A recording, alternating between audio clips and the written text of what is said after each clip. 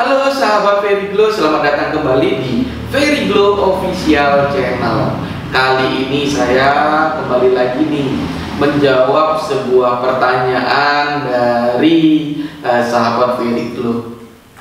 Dia bertanya, bagaimana Pak menghadapi resesi ini? Apakah resesi kali ini sama dengan 97 atau 2008? Jawaban saya tidak sama.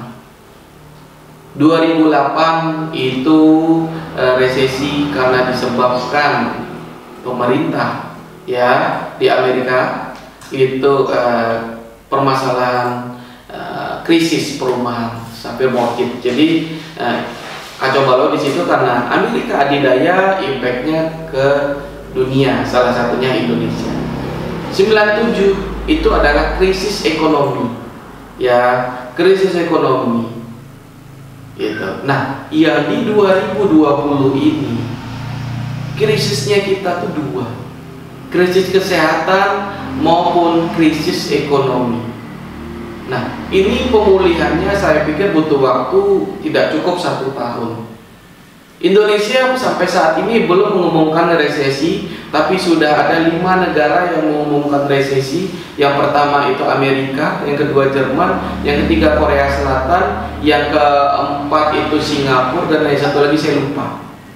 Jadi sudah ada beberapa negara yang mendeklarasikan.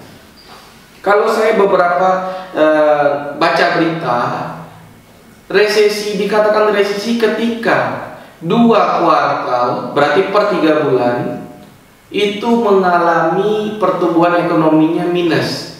Jadi 2 kali minus, 2 kuartal minus, maka itu disampaikan bahwa resesi. Indonesia kapan? Kalau saya lihat dalam berita kuartal kedua kemarin Indonesia udah minus. Nah, kuartal ketiga ini kita lihat nih, Juli, Agustus, September. Ya, kita lihat ini bulan Agustus dan bulan September. Kalau di kuartal ketiga ini kita minus, maka Indonesia masuk ke resesi. Pak, antisipasinya seperti apa? Dampaknya resesi pasti adalah mengenai perputaran uang, ya, perputaran uang. Nah, di sini saya selalu bilang, ketika resesi, orang yang beruntung pada saat resesi adalah mereka yang punya cash, the power of cash. Kalau kita belajar, kenapa orang-orang tua dulu zaman Simba buyutnya kita itu mereka bisa tetap survive?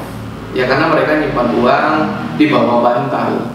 Ya karena memang beberapa kali resesi, contohnya di Indonesia pun juga ada kemarin yang bank ketika kita penarikan uang malah dibatasi penarikannya.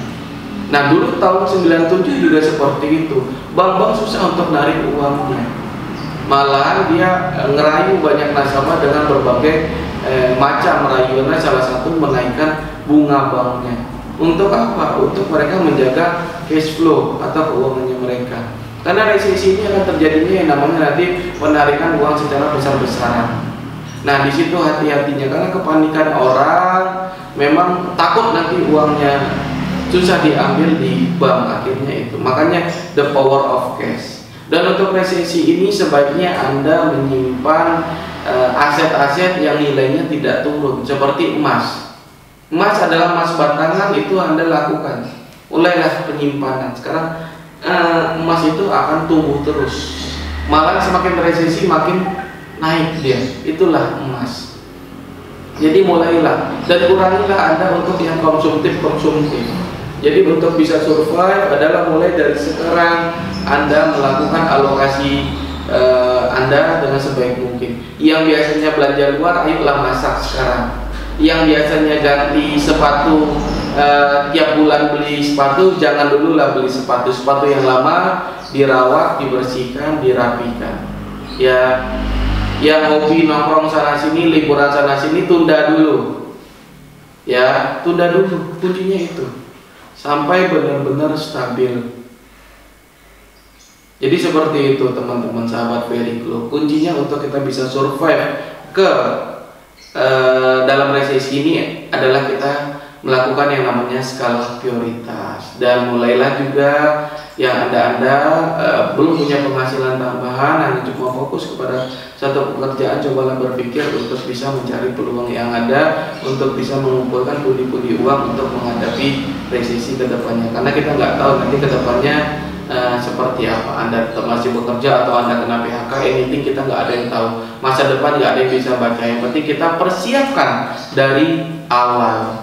Oke, seperti itu sahabat Very Blue. Semoga info sharing saya ini bisa bermanfaat buat teman-teman. Dan satu lagi ya, tolong selama pandemi ini maupun resesi ini jangan menyebar hoax ya, itu yang membuat ekonomi kita semakin berantakan. Terima kasih, salam produktivitas.